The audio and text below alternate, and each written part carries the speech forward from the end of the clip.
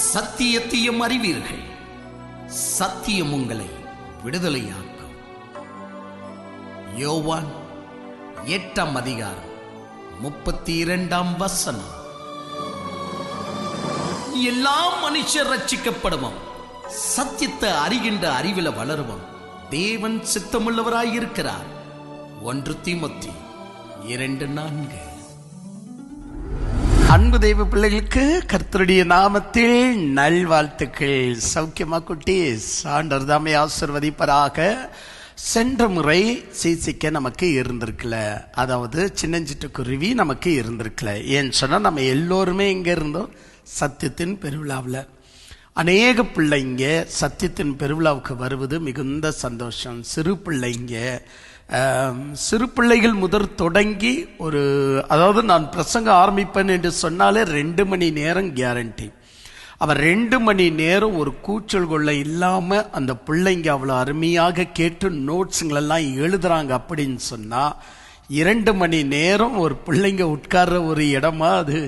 ஆனால் நம்முடைய ஜாட்டு சபையில் அவ்வளோ ஒரு பொறுமையாக 2 மணி நேரம் நோட்ஸை எடுத்து எழுதி தேவனுக்குள்ள பொறுமையோடு கூட அந்த நாட்களை கழிக்கிறதுனால் இந்த பேர்டன்ஸ் அதிகமாக இருக்கக்கூடாது என்ற காரணத்தை முன் வைத்துத்தான் சத்தியத்தின் பெருவிழா இருக்க வேண்டிய நாட்களில் நமக்கு சின்னஞ்சிட்டுக்குருவியுடைய செய்திகள் இருக்காது.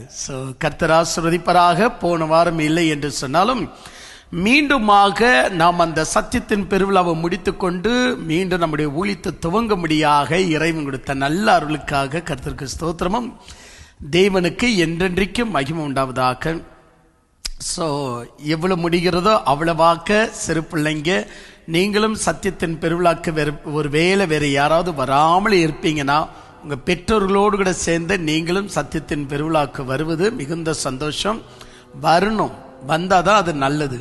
வந்து பங்கு பெறணும், தேவனுடைய ஆசீர்வாதத்தை பெற்றுக்கொள்ளணும். இந்த சிறு வயதில் இருந்து நீங்கள் கடவுளுடைய வசனத்தை கேட்டதாம் தவறான விஷயங்கள் உள்ள வராது.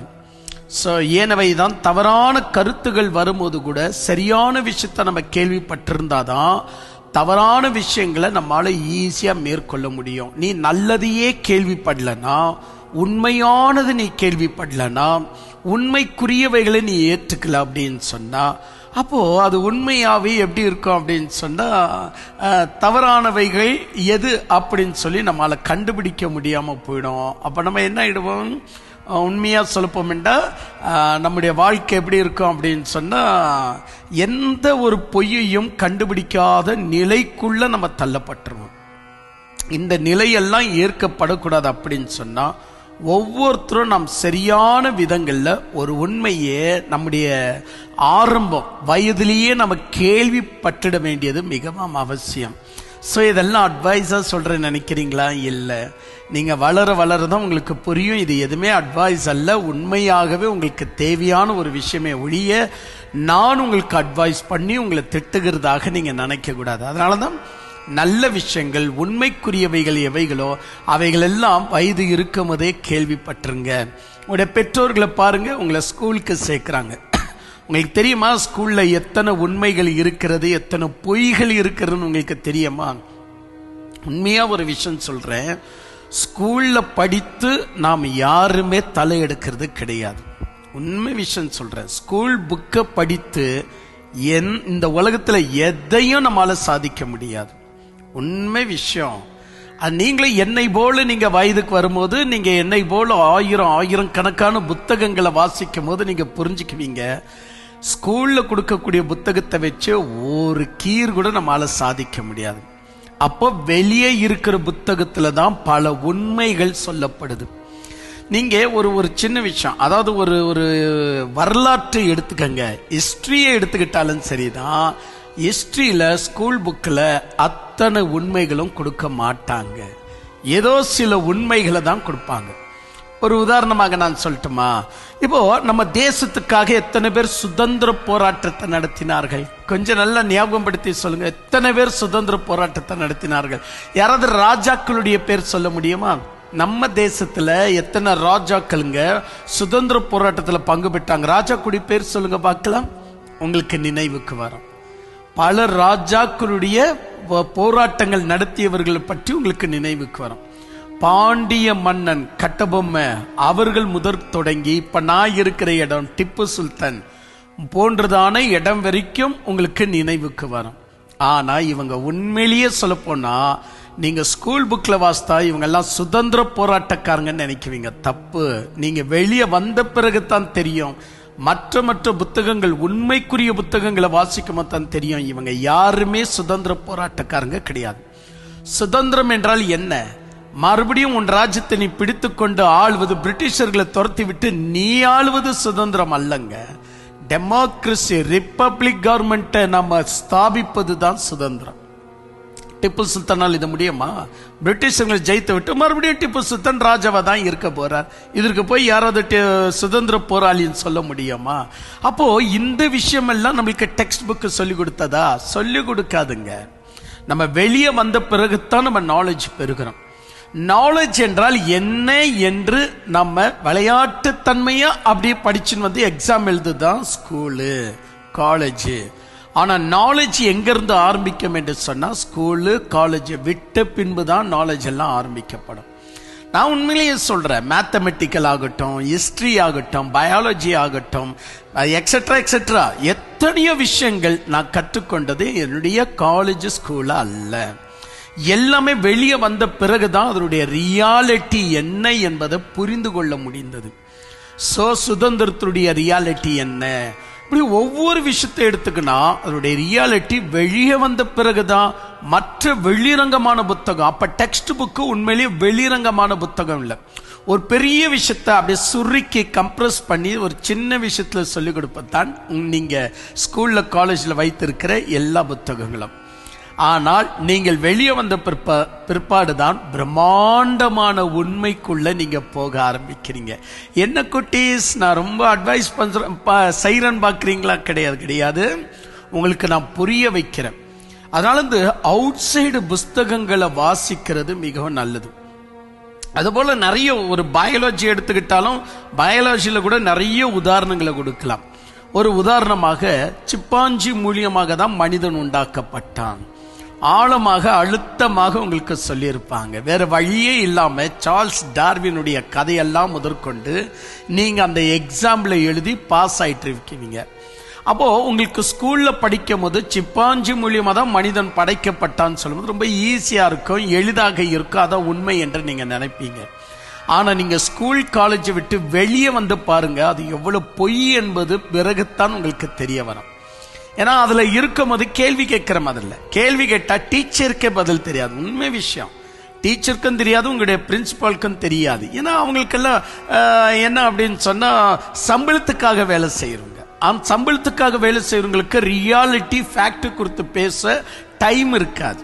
அப்படி அவங்களுக்கு ஒரு வேலை தெரிஞ்சிருந்தாலும் எதுக்கு சும்மா வம்பு, நம்ம இப்படி பேசினா இப்ப பிள்ளைங்க எக்ஸாம்ல வேற ஏதாவது எழுதிடுவாங்க, எதுக்கு சும்மா டெக்ஸ்ட் புக்ல என்ன இருக்கோ அதை சொல்லிடுவாங்க. அப்ப எவ்வளவு பொய்யங்களை மூடி மறைச்சிக்கினே பேசுறாங்க பாருங்க. சோ சிப்பாஞ்சி, இப்போ எனக்கு ஸ்கூல்ல கூட அப்படிதான் இருந்தது, காலேஜ்ல கூட அப்படிதான் இருந்தது. நம்ம எல்லாம் அப்படி எழுதி பாஸ் ஆயிட்டோம். ஆனா பிறகு வெளியே வரும்போது தான், பல புத்தகங்களை வாசிக்கும் போதுதான் சார்ல்ஸ் டார்வினே உண்மையிலேயே தன்னுடைய கண்டுபிடிப்பை குறித்து நொந்து போனார் என்று அவருடைய சகா விஞ்ஞானிகள் எழுதிய புத்தகம் எல்லாம் நான் கலெக்ட் பண்ணேன். விக்டோரியா மகாராணி இடத்திலிருந்து அவர் பெற்ற சர்டிபிகேட்டை அவர் ரிட்டர்ன் செய்தது இல்லை, நான் தவறு செய்து விட்டேன் என்று அவருடைய மனைவி எம்மா அவர்கள் மூலியமாக சத்தியத்தை அவர் உணர்ந்து, நான் பெரிய தப்பு நான் பண்ணிட்டேன், ஸோ முழு உலகத்தையே நான் வந்துட்டு அவங்களுடைய அந்த நம்பிக்கையை நான் பாழாக்கிட்டேன், அப்படியெல்லாம் சார்ல்ஸ் டார்வின் வருத்தப்பட்டார். இதெல்லாம் டெக்ஸ்ட் புக்ல வருமா? டெக்ஸ்ட் புக்ல வராதுங்க. அதுக்கெல்லாம் நம்ம வெளியே வந்து வெளித்துக்குரிய புத்தகங்களை வாசிக்கும் போது தான் இந்த பிரம்மாண்டமான விஷயங்கள் எல்லாம் நம்ம புரிஞ்சுக்கிறோம். அப்போ இந்த வெளியே வந்து பார்க்கும் போது தான் சார்ல்ஸ் டார்வினுக்கே வந்த கேள்விகள் என்று ஒரு தனியான ஒரு புத்தகத்தை, சரியா எனக்கு ஞாபகம் இல்லை, ஏன்னா திடீர்னு இந்த சப்ஜெக்ட் எடுக்கிறதுனால வந்து குறிப்பெல்லாம் எழுதாமல் நான் வரேன். அதனால தான் அந்த விஞ்ஞானியுடைய பெயர் ஞாபகம் இல்லை. அவருடைய செட் ஆஃப் 4 வால்யூம்ஸ் உடைய புத்தகம் நான் வாங்கியிருந்தேன். அந்த 4 வால்யூம்ஸ்ல அவருடைய வாழ்க்கை வரலாற்று, அவருடைய சர்டிபிகேட், அவருடைய படிப்பு, அவருடைய சிறுவயது போட்டோ எல்லாமே சேர்த்து எழுதிய ஒரு புத்தகம் தான் த சயின்ஸ் என்கிற ஒரு புத்தகம். அது ஒரு 4 வால்யூம்ல என்னவோ என்கிட்ட இருக்கு. விஞ்ஞானியுடைய பேர் மறந்துட்டேன். அவர் அதுல குறிப்பிட்டிருப்பார், சார்ல்ஸ் டார்வின் எதிர்கொண்ட பலவிதமான கேள்விகளுக்கு நிறைய கேள்விங்க. அதுல ஒரு கேள்வியை சொல்றேன். அந்த கேள்வி என்ன அப்படின்னா, மீதி இருக்கிற சிப்பாஞ்சிகள் எப்பொழுதும் மனிதனாக மாற்றப்படும். சார்ல்ஸ் டார்வின் தலைக்கீழ போட்டது எடுக்கவே இல்லை.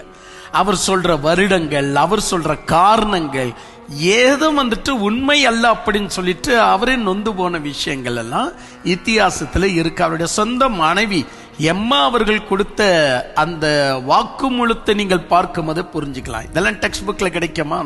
அதனாலதான் சொல்றேன், நாலேஜ் என்பது ஸ்கூல் காலேஜ் கிடையாது. அது நாலேஜுடைய பிகினிங் மட்டும்தான். நாலேஜ் என்பது அடுத்தாப்புல நீங்க வெளியே வந்த ரியாலிட்டியை நீங்கள் பார்க்கும் போதுதான் நாலேஜ் உங்களுக்குள்ள வரும். அப்பேரிப்பட்ட ரியாலிட்டியை நான் எத்தனையோ புத்தகங்களை நான் கம்ப்ரஸ் பண்ணி ஒரு சத்தியத்தின் பெருவிழால 10 மணி நேரம் 12 மணி நேரம் நான் பேசுறேன்னா, உதாரணமாக சர்ச்சில் 2 மணி நேரம் பேசுறேன்னா எத்தனை புத்தகங்களை நான் கோட் பண்ணி இருப்பேன். இவை எல்லாம் நீங்க எளிதாக பெற்றுக்கொள்ளலாம் இல்லையா? எளிதாக நீங்கள் அதை நீங்க உங்களுடைய வாழ்க்கையில எடுத்துக்கொள்ளலாம் இல்லையா? அதனாலதான் சத்தியத்தின் பெருவிழாக்கு உங்க பெற்றோர்களோடு கூட சேர்ந்து நீங்க வருவது நல்லது. நான் இப்ப கூட கடந்த சத்தியத்தின் பெருவிழாவில் கூட நான் சொன்னேன், 2 பேரும் குறிப்பிட்டு சொன்னேன். அவர் தகப்பன் உண்மையிலேயே ரொம்ப பெரிய வாஞ்சை உள்ள ஒரு மனிதன். சத்தியத்துல என் கூட பிரயாணித்து எனக்கு மிகவும் ஆறுதலா இருக்கக்கூடிய மனிதன் கரிகலன் பிரதர். அவருடைய பிள்ளை எப்பொழுதும் சத்தியத்தின் பெருவிழாக்கு வருது. எனக்கு ரொம்ப சந்தோஷம் அந்த பிள்ளைய பார்த்தா. நான் சத்தியத்தின் பெருவிழா வெளிப்படையாகவே சொல்லிட்டேன், நம்ம பிரதருடைய வாஞ்சை, அவருடைய செவிசாய்ப்பு எந்த அளவுக்கு இருக்குன்னு அவர் பண்ற அந்த ஷார்ட் வீடியோலயே நமக்கு புரியும். அவர் என்ன மாதிரி ஷார்ட் வீடியோ போடுறாரு, அவர் எந்த அளவுக்கு அந்த பிரசங்கத்துடைய துண்டு விஷயத்தை கூட எந்த அளவுக்கு கவனிக்கிறார் அப்படின்னு நானே பிரமித்து போயிருக்கிறேன். அந்த வார்த்தை நான் மறந்திருப்பேன், ஆனா அவர் அதை கட் பண்ணி ஷார்ட் வீடியோவாக பிரசரிப்பார். அப்பேரிப்பட்ட பிரதரை குறித்து நான் என்ன தெரியுமா சொன்னேன் கடந்த சத்தியத்தின் பெருவிழால? அவரை விட அவர் கூட்டிட்டு வந்த அவருடைய பிள்ளை எங்கேயோ கிறுக்கின்னு இருக்கிற மாதிரி இருக்கும், எங்கேயோ இப்படி பார்த்துட்டு இருக்கிற மாதிரி இருக்கும். ஆனா அந்த பிள்ளை தான் உள்வாங்கி கொள்ளும். அதாவது பெற்றோர்களுக்கு என்ன மனசு அப்படின்னு சொன்னா, நம்ம பிள்ளை என்னத்தை கவனிக்க போகுது, அதுக்கெல்லாம் என்னத்தை புரிய போகுது, முடிஞ்ச உடனே ஜூஸை கொடு, எனக்கு சிப்ஸை கொடு, இப்படின்னு தானே கேட்டு தொந்தரவு பண்ண போதும் அப்படின்னு நீங்க நினைக்கிறீங்க. இல்ல பிரியமானவர்களே, உங்களுடைய பிள்ளைங்க நன்றாக கவனிக்கிறார்கள். அதுபோல குட்டீஸ் உங்களுக்கும் சொல்றேன், உங்க பெற்றோர்களை விட மிகப்பெரிய கூர்மையான கவனிப்பு உங்ககிட்ட தான் இருக்கு. ஓகே, இந்த நாள்ல நம்ம ஒரு முக்கியமான விஷயம் பார்க்க போறோம். அதுதான் இப்ப நான் இவ்வளவு நேரம் சொல்லிட்டு இருந்தேன் இல்லையா, அதே சயின்ஸ் தான். சோ என்னைக்குமே சயின்ஸ்ல சொல்ற எந்த விஷயமும் உங்களுடைய ஸ்கூல்ல காலேஜ்ல சொல்றது என்னைக்கும் உண்மை கிடையாது. சோ அது ஒரு அளவுக்கு உங்களுக்கு புரிந்து கொள்ளுமாறு ஒரு துண்டு விஷயங்களை எடுத்து சொல்லுவாங்க, அவ்வளவுதான் விஷயம். ஏன்னா பிரச்சனை வரக்கூடாது அப்படின்னு சொல்லி ஒரு துண்டு விஷயத்த போடுவாங்க. நீங்க அதை தான் நாலேஜ் நம்பிட்டு நீங்க ஸ்கூல்லையே படிச்சுன்னு இருந்தா நீங்க முன்னேற மாட்டீங்க. வெளியே வந்தாதான் பல விஷயங்களை நீங்கள் புரிந்து கொள்ள முடியும். இது என்னுடைய சொந்த அனுபவம். அதனாலதான் நான் அவ்வளவு தைரியமா சொல்றேன், ஸ்கூல் நாலேஜ் என்னைக்குமே நாலேஜ் கிடையாது. நீ வெளியே வந்து உண்மையிலேயே நாலேஜ் கலெக்ட் பண்ணல அப்படின்னு சொன்னா அப்ப நீ கம்ப்ளீட்டா நாலேஜ் இல்லாதவன். அவ்வளவுதான் என்னால சொல்ல முடியும். இது என்னுடைய வாழ்க்கையில நான் உண்மையிலேயே அனுபவித்த காரியம். சரி, இது இத்துடன் விட்டுடலாம். அப்படி இருக்க குட்டீஸ், இன்னைக்கு நாம் பார்க்கிற ஒரு விஷயம் என்னன்னு சொன்னா, சயின்ஸ்ல இருந்து நம்முடைய உலக தோற்றத்தை குறித்து என்னெல்லாம் விஞ்ஞானிகள் சொல்லுகிறார்கள் என்ற விஷயத்தை நாம் பார்க்க போறோம். என்னெல்லாம் விஞ்ஞானிகள் சொல்லுகிறார்கள், விஞ்ஞானிகள் எப்படியெல்லாம் சொல்லுகிறார்கள், அவங்களுடைய வார்த்தையில எத்தனை உண்மைகள் இருக்கு. நம்ம இப்ப யூடியூபை நம்ம தட்டி பார்த்தாலே எத்தனையோ விஷயம் வெளியே வரும் இல்லையா? இந்த மாதிரி அந்த கிரகம், இந்த மாதிரி இந்த கிரகம், எத்தனையோ விஷயம் வெளியே வரும். அதனாலதான் பல ஆண்டுகளுக்கு முன்னாடி இறைவன் நமக்கு ஒரு வார்த்தை சொன்னார், உன் கண்களை வானத்துக்கு நேராக ஏறெடுத்து பார்க்கும் போது. வானத்துக்கு நேராக ஏறெடுத்து பார்க்கும் போதுனா என்ன அர்த்தம்? ஒரு உதாரணமாக, பழைய காலத்துல தான் நிறைய யுத்தங்க நடக்கும், அடிக்கடிக்கு யுத்தங்க நடக்கும். இப்ப நமக்கெல்லாம் யுத்தம் முடிஞ்சு யுத்தம் அவ்வளவு பெரிய விஷயமா நம்முடைய இந்தியா யுத்தத்தை கவனித்தே எனக்கு தெரிஞ்ச மாதிரி ஒரு 80 வருஷம் வச்சுக்கோங்க. ஒரு 80 வருஷமா யுத்தம் இல்லாத ஒரு அமைதியான ஒரு வாழ்க்கையை நம்ம வாழ்ந்துட்டு வரோம். அப்ப யுத்தம்னா என்னன்னு ஒரு எஃபெக்ட் நமக்கு தெரியாது. பழைய காலத்துல நினைச்ச நேரத்துல எல்லாம் கோட்டை கதவு சாத்தப்பட்டு, உணவு இல்லாம தண்ணீர் கிடைக்காம ரொம்ப அவஸ்தைப்பட்டு, இருவரும் யுத்தத்துல மாண்டு போய், இந்த மாதிரிலாம் நிறைய யுத்தங்கள் நடக்கும். அந்த மாதிரி யுத்தங்கள் நடக்கும் போது இப்ப இருக்கிற மாதிரி சிட்டிஸ் எல்லாம் கிடையாது, நிறைய வீடுங்கள்லாம் கிடையாது. அப்போ யுத்தத்துல என்ன செய்வாங்க, பெரிய பெரிய பைனாகுலர்கள்லாம் பயன்படுத்துவாங்க. அக்பர் காலத்துடைய பைனாகுலர் எல்லாம் இன்னும் எக்ஸிபிஷன்ல இருக்கு. டிப்பு சுல்தானுடைய பைனாகுலர்கள் எல்லாம் இன்னும் எக்ஸிபிஷன்ல இருக்கு. அப்போ அந்த பைனாகுலர்களை பயன்படுத்தி அந்த சத்துருகள் எவ்வளவு வேகமா வருகிறார்கள், எவ்வளவு தூரத்தில் வருகிறார்கள். கொலம்பஸ் எல்லாம் இந்த மாதிரி பைனாகுலர் வச்சுதான் கடல் பிரயாணத்தை செய்தார். ஸோ இந்த பைனாகுலர்களை வைத்து நமக்கு கரை கிடைக்குமா, சீஷோர் கிடைக்குமா அப்படின்னு அதுல பார்ப்பாங்க. வெகு தூரத்து வரைக்கும் அது காண்பிக்கும். அப்போ நிலத்தையே பார்க்கும்படி பைனாகுலர் வச்ச இவங்கெல்லாம் வானத்தை பார்க்கும்படி வச்சிருக்க மாட்டாங்களா? பைனாகுலர் இல்லாமலேயே விஞ்ஞானிங்க ஆராய்ச்சி செஞ்சிருப்பாங்களா? 9 கோள்கள், அதாவது 9 கிரகங்கள் இருக்கிறது. சூரியன் வந்துட்டு நம்ம எல்லோரையும் சுத்த வைக்கிறான், அதனால நாம் தான் சூரியனை சுற்றி வருகிறோம். இதெல்லாம் எப்படி தெரிஞ்சிச்சு? அதே மாதிரிதான் வானத்தை நோக்கி பைனாகுலர்களை அவங்க வைக்கும் போதுதான் பல விஷயங்களை புரிந்து கொள்ள ஆரம்பித்தாங்க. ஏன்னு சொன்னா அது கிட்ட போய் காண்பித்தது. அப்போ சந்திரனுக்குள்ள இருக்கக்கூடிய மண் எப்படிப்பட்டது, சந்திரனுக்குள்ள மலைகள் எப்படி இருக்கு, பிரம்மாண்டமான பைனாகுலர்கள் எல்லாம் பயன்படுத்தி வானத்துடைய காரியங்களை பார்த்தார்கள். வானம் என்று சொன்னால் ஐயோ, 1 2 எத்தனை விஷயம் இருக்கு தெரியுமா? நமக்கு தெரிஞ்சது 3 விஷயம்தான். சூரியன், சந்திரன், நட்சத்திரம். இந்த 3 விஷயம் தான் நம்ம ஸ்கூல்ல இருந்து நம்ம கற்று வந்திருப்போம். பிறகு ஸ்கூல்ல நமக்கு கற்றுக் கொடுத்த பல விஷயங்களை நம்ம ஜோடித்து பார்க்கும் போது ஐயோ, வானம் என்பது இந்த 3 விஷயம் அல்ல, கோடிக்கணக்கான விஷயங்களை தனக்குள்ள அடுக்கி கொண்டிருக்கிறது. இப்போ ஒரு உதாரணமாக உங்க ஸ்கூல்ல கூட, இந்த காலேஜ்ல கூட உங்களுக்கு சொல்லியிருக்க மாட்டாங்க. 2 விஷயம் இருக்கு. பிளானட் என்று சொல்லுவாங்க. எப்போ ஒரு பிளானட் என்று அங்கீகரிக்கப்படும்? இப்போ இந்த பிளானட் போலவே இதே மாதிரி ஒரு என்ன சொல்லலாம், ஒரு உலகம் மாதிரி நிறைய சதறி கிடக்குது. ஆனா அதையெல்லாம் பிளானட்னு சொல்ல மாட்டாங்க. எப்போ ஒரு கோளத்தை பிளானட் என்று சொல்லுவாங்க? நல்லா யோசித்து பாருங்க, ஸ்கூல்ல எல்லாம் யோசித்து பாருங்க, காலேஜ் எல்லாம் யோசித்து பாருங்க, உங்களுக்கு ஆன்சர் வராது. ஏன்னு சொன்னா அங்க கிடைக்காது ராஜா, எந்த ஆன்சரும் கிடைக்காது. அப்போ ஒரு வானத்துல இருக்கக்கூடிய பலவிதமான கிரகங்கள், கிரகம் என்று அழைக்கப்படாம அவை எல்லாம் விண்கற்கள் எங்கெங்கயோ செதறி கிடக்கிறது என்று விட்டுடுவாங்க. ஆனா சிலைவற்றை மட்டும்தான் பிளானட் என்று சொல்லுவாங்க.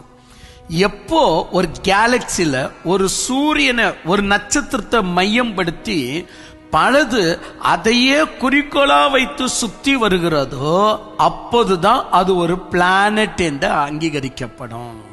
பாத்தீங்களா? இந்த விஷயம் நீங்க ஸ்கூல்ல கேள்விப்பட்டிருப்பீங்களா? கிடையாது.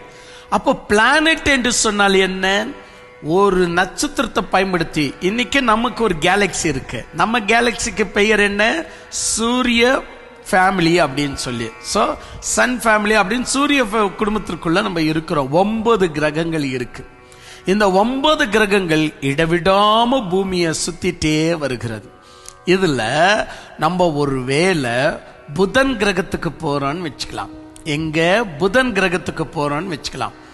நீங்க புதன் கிரகத்துல நீங்க போயிட்டீங்க அப்படின்னு சொன்னா, நீங்க கவனிச்சு பார்த்தா ரொம்ப பயங்கரமா இருக்கும். எப்படின்னு சொன்னா, அது புதன் கிரகம் சூரியனை இப்படி சுற்றி வருவதற்கு அது என்ன பண்ணிருது அப்படின்னா, ஒரு 58 நாட்கள் எடுக்குது. சூரியனை இப்படி சுற்றி வருவதற்கு அப்ராக்சிமேட்டியா, நான் புள்ளி விவரமா பேசல, 58 நாள். 58 நாள் எங்க இருக்கு? நாம் சூரியனை சுற்றி வர 365 நாள் எங்க இருக்கு? எத்தனை மடங்கு நாம் வந்துட்டு சூரியனை சுற்றி வருகிறோம்? ஒரு வருஷத்துக்கு நமக்கு 365 நாள். ஆனா நீங்க புதன் கிரகத்துக்கு போயிட்டா எவ்ரி 56 டேஸுக்கு 1 இயர், 56 டேஸுக்கு 1 இயர் என்று கணக்கு எடுக்கப்படும். அப்ப நீங்க கவனிச்சு பாருங்க, நீங்க புதன் கிரகத்துக்கு போனா உங்களுடைய வயசு இப்போ 12ன்னு வச்சுக்கோங்களேன், சும்மா வச்சுக்கோங்க. உங்களுடைய வயசு இப்போ வந்துட்டு 10 வயசுன்னு வச்சுக்கோங்களேன்.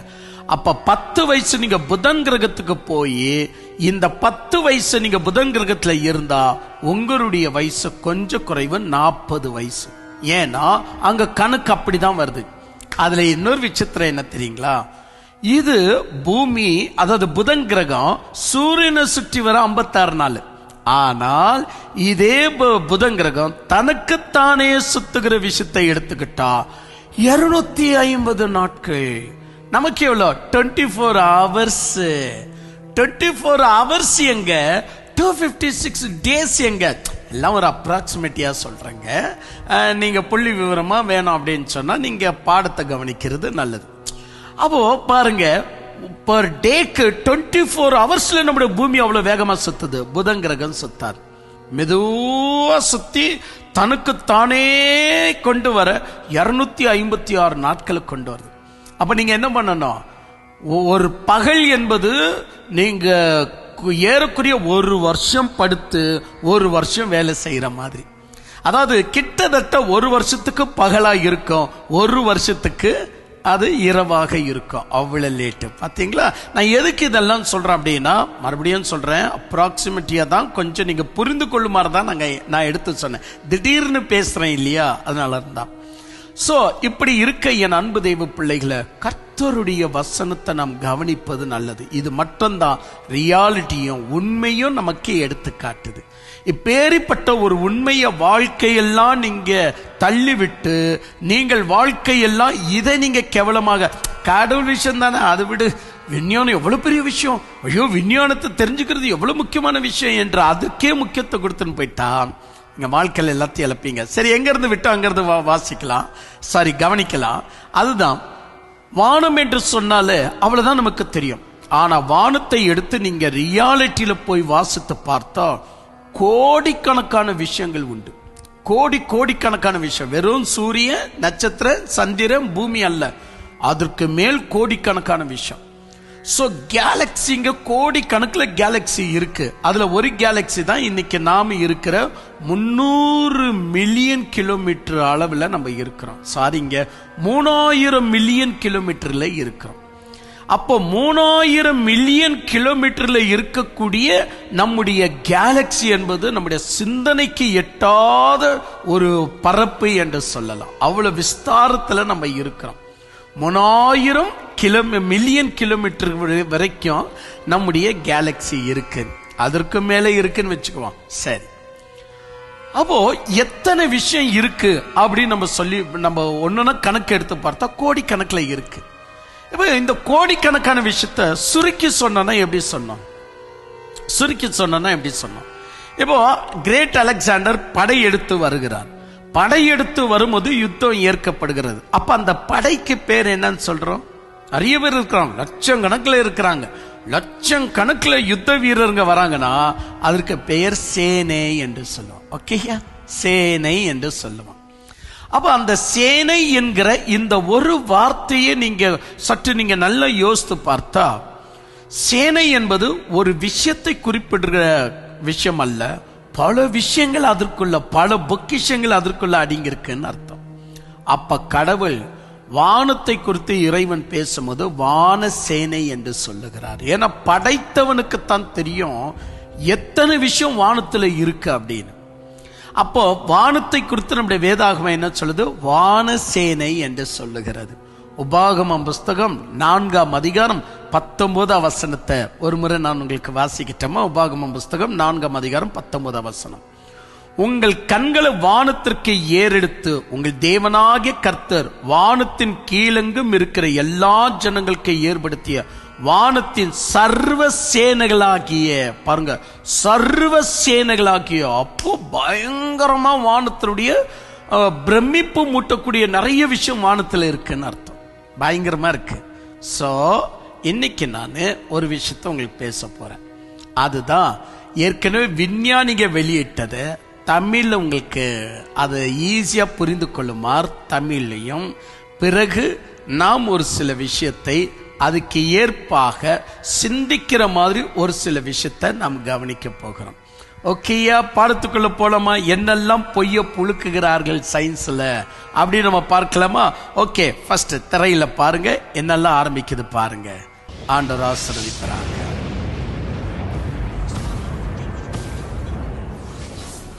சுமார் 460 கோடி ஆண்டுகளுக்கு முன் உருவானதுதான் நம்ம வாழ்ந்துகிட்டு இருக்க இந்த பூமி. ஆனா அந்த சுமார் எத்தனை வருடங்களுக்கு முன்பா? 460 கோடி வருடங்களுக்கு முன்பா. இத விஞ்ஞானிகளை ஒத்துக்கொள்கிறதுல ஒரு விஞ்ஞானி 460 கோடி என்று சொன்னால், இந்த 460 கோடிக்கு முன்னாடி இந்த பூமி எப்படி இருந்துச்சுன்னு சில விஞ்ஞானிகள் சொன்னா, இந்த விஞ்ஞானத்தை தூண்டிவிட்ட சமீப காலத்துடைய விஞ்ஞானி தான் சார்ல்ஸ் டார்வின். அப்ப சார்ல்ஸ் டார்வின் சொல்ற விஷயம் என்னன்னா, 50 மில்லியன் ஆண்டுகளுக்கு முன்னாடி. 50 மில்லியன் எங்க இருக்கு? 460 கோடி ஆண்டுகள் எங்க இருக்கு? அப்ப அவங்க பேசுறதுல என்ன இல்லைன்னா நிச்சயம் இல்லை, எதையும் பேசுறதுக்கு நிச்சயம் இல்லை. இப்ப நம்முடைய வேதாகமம் எவ்வளவு அழகாய் பேசுகிறது அப்படின்னு சொன்னா, 6000 வருஷத்துக்கு முன்பு இறைவன் வானத்தையும் பூமியும் படைத்தார். அப்போ பூமிக்குள்ள மனிதனையும் தாவரங்களையும் எல்லாவற்றையும் படைத்து இன்று வரை நம்முடைய பரிசுத்த வேதாகமம் 6000 வருஷம் சொல்லுவதற்கு ஏராளமான எவிடன்ஸ் இருக்கு. அவை எல்லாம் ஏற்கனவே நான் கொடுத்திருக்கிறேன். இருந்தாலும் இந்த வார்த்தை கேட்டபடி நான் மெதுவா சொல்லிட்டு வரேன். ஓகே, கவனிக்கலாமா? 460 crore ஆண்டுகளுக்கு முன்னாடியா? சரி, கட்டத்துல நம்ம பூமி இப்படி இல்லைங்க. உயிர்கள் வாழவே தகுதியற்ற ஒரு நெருப்பு பந்தாதான் இருந்தது. பூமியோட மேற்பரப்பு முழுக்க எரிமலை குழம்புகளால் நிரம்பி இருந்தது. காற்றுக்கு பதிலாக கார்பன் டை ஆக்சைடும் நைட்ரஜன் கேஸும் பரவி பூமியோட வெப்பநிலை சுமார் 4700 டிகிரி செல்சியஸா கொதிச்சுக்கிட்டு இருந்தது. இப்படி உயிர்கள் வாழவே தகுதியற்ற நிலையில இருந்த நம்ம பூமி கடந்த 460 கோடி ஆண்டுகள்ல எப்படி கொஞ்சம் கொஞ்சமா எவல்யூஷன் ஆகி உயிர்கள் வாழ அப்போ இங்க நீங்க கவனித்து பார்த்தா 460 கோடி ஆண்டுகளுக்கு முன்னாடி பூமி உயிரினங்கள் வாழுவதற்கு தகுதியில்லாத ஒரு இடமா. எப்போ? 460 கோடி ஆண்டுகளுக்கு முன்னாடி. சரி, 460 கோடி ஆண்டுகளுக்கு முன்னாடி இருக்கக்கூடிய ஒரே ஒரு எவிடன்ஸை கொடுக்க முடியுமா அப்படின்னு விஞ்ஞானிகள்கிட்ட கேட்டா இல்லைன்னு சொல்லுவாங்க. ஆனா நம்முடைய வேதத்தை பார்த்து, எங்க 6000 வருஷத்துக்கு முன்னாடி தான் இந்த பூமியில மனித இனம் தோன்றப்பட்டது என்பதற்கு எவிடன்ஸ் இருக்கு அப்படின்னு கேட்டா, நான் எந்த எவிடன்ஸ் சொல்றதுன்னே எனக்கு தெரியல. இருந்தாலும் அவசரத்துல ஒரு எவிடன்ஸ் சொல்றேன். எது சொல்லலாம்? ஓகே, ஒரு சின்ன எவிடன்ஸ். அதாவது ஒரு சில ஆண்டுகளாக கனடாவையும் அமெரிக்காவையும் இரு நாட்டுக்கும் தண்ணீர் பஞ்சமே இல்லாத அளவுக்கு பயங்கரமாக தண்ணீரை வழங்கி கொடுக்கக்கூடிய ஒரு மாம்பெரிய ரிவர் எது அப்படின்னா நயாகரா. நயாகரை என்று சொன்னாலே எல்லாருக்கும் மெய் சிலிர்த்து விடும். ஏன் சொன்னா நயாகரா ஃபால்ஸ் அவ்வளவு பயங்கரமானது. அப்பேரிப்பட்ட நயாகரா ஃபால்ஸ் ஒரு நாளைக்கு எத்தனையோ ஆயிரக்கணக்கான டூரிஸ்டுங்க வந்துட்டு பார்த்துட்டு போற இடம். அப்பேரிப்பட்ட நயாகரா ஃபால்ஸ் கவனித்து கொண்டே இருந்த ஆர்காலஜிக்காரங்களுக்கு ஒரு ஆச்சரியம் ஏற்பட்டது. நயாகரா ஃபால்ஸ் இப்பதான் உண்டாச்சா இல்ல பல வருஷங்களாக உண்டாயிருக்கா? நயாகரா ஃபால்ஸ் இப்பதான் ஒரு தற்செயலா ஒரு சில 1000 இல்ல ஏதோ ஒரு லட்சம் இல்ல இவர் சொல்ற மாதிரி 460 கோடி ஆண்டுகளுக்கு முன்னாடியா இல்ல எப்போ இந்த நயாகரா ஃபால்ஸ் உண்டாச்சு? அவங்களுக்கு ஒரு ஆர்வம், விஞ்ஞானிகளுக்கு. ஆர்காலஜிக்காரங்களும் விஞ்ஞானிகளும் இருவரும் சேர்ந்த வரலாற்றின் அடிப்படையில் ஆராய்ந்து பார்த்தார்கள். அப்போ பலவிதமான எவிடன்ஸ்ல ஒரு எவிடன்ஸ் நான் சொல்றேன். இந்த நயாகரா ஃபால்ஸ், அந்த நயாகரா ஃபால்ஸையும் சமுதிரத்துடைய சமதட்டம், பூமியுடைய சமதட்டம், இந்த பூமியுடைய சமதட்டத்தையும் நயாகரா ஃபால்ஸ் அவ்வளவு உயர்த்திலிருந்து பயங்கரமான ராட்சத அளவுல தண்ணி கொட்டும். அப்படி தண்ணி கொட்ட நீங்க பார்த்திருப்பீங்க, எங்காவது டேப்ல சும்மா தண்ணி ஒளிவிட்டே இருந்தா அங்க ஒரு சின்ன ஹோல்ஸுங்க வந்துடும். அந்த டேப்பை நீங்க சரியா க்ளோஸ் பண்ணல அப்படின்னா அது தொட்டா விழுந்து அங்க ஹோல்ஸ் ஏற்கப்பட்டே போகும். அப்ப நயாகரா ஃபால்ஸ்ல தண்ணி விழுந்து எத்தனை ஆழங்கள் பூமி அது தாழ்வு இடங்களுக்கு கொண்டு போச்சு. முன்பு அந்த பூமி எந்த சமதட்டத்தில் இருந்துச்சு, அது ஒவ்வொரு நாளும் அந்த தண்ணி கொட்டப்படுவதனால அது எவ்வளவு ஒரு ஆழத்துக்கு அது இறங்கிட்டே போகும் என்பது துல்லியமாக கண்டுபிடிக்கும் போது அவங்களுக்கு கோடி வருடமோ இல்ல அவங்களுக்கு ஒரு லட்சம் வருடங்களோ அது குறிப்பிடல. மாறாக அது என்ன குறிப்பிட்டது என்று சொன்னா சில ஆயிரம் வருடங்கள். சில ஆயிரம் வருடங்களா என்று பிரமித்து போன அவர்கள் மேலும் அந்த பள்ளத்தை மேலும் ஆராய்ந்து பார்த்தோம்தான் தெரிகிறது, அது ஒரு 7000 இல்ல 6000 வருஷத்துக்கு உண்டான ஒரு பள்ளம் தான் ஒழிய அது மில்லியன் கணக்கான வருடமா அந்த தண்ணி கொட்டப்பட்டிருந்தா அது பாதாளம் என்ற ஒரு குழியை தோண்டி இருக்கும். அப்போ நயாகரா ஃபால்ஸ் உடைய அந்த அந்த அந்த அந்த ஏஜ் என்ன அப்படின்னா ஒரு சும்மா ஒரு 7000 6000 வருஷம் தான் அப்படின்னு கண்டுபிடித்தார்கள். பின்பு அவர்களுக்கு மன நிம்மதி ஏற்கப்படல. தண்ணீர்ல இருக்கக்கூடிய அந்த தண்ணீரை குறித்து இந்த தண்ணீருக்கு எவ்வளவு வயசு இருக்கலாம் ஆராய்ந்து பார்த்த போது தான் பிரமிப்பான 2 விஷயம் வந்தது. சமுதிரத்துடைய தண்ணியுடைய வயசே வேற, அது பல பல பல பல லட்சக்கணக்கான வயசை காட்டுது. ஆனா ரிவருடைய வயசை பார்க்கும் போது அப்படி இல்லவே இல்லை. ரொம்ப ஷார்ட்டா ஒரு 6000 வருஷத்துக்கான வயசை ரிவருடைய தண்ணி காட்டுது. ஸ்தம்பித்து போனார்கள். ஆனா பைபிள்ல எவ்வளவு அருமையா இருக்கு பாருங்க. ஆதியில தேவன் வானத்தையும் பூமியும் படைத்தார்னு சொல்லும் போது அது ஆதாமின் உலகம் அல்ல, அது லூசிபருடைய உலகம் என்று பைபிள் சொல்லுது. பின்பு லூசிபருடைய உலகம் எத்தனை லட்சம் ஆண்டுகளாக இருந்ததோ தெரியல. அவர்கள் பாவம் செய்து உலகத்தை கெடுத்து கொண்ட போது உலகம் ஒழுங்கினமையும் வெறுமையுமாய் இருந்து அக்காலத்தில் இருந்த எல்லா ஜீவிகளையும் இறைவன் தர்மத்தை கடைபிடிக்காம போனதனால் அவர்கள் எல்லோரையும் சிறைப்பிடித்து தண்ணீரால நிரப்பி விட்டார்.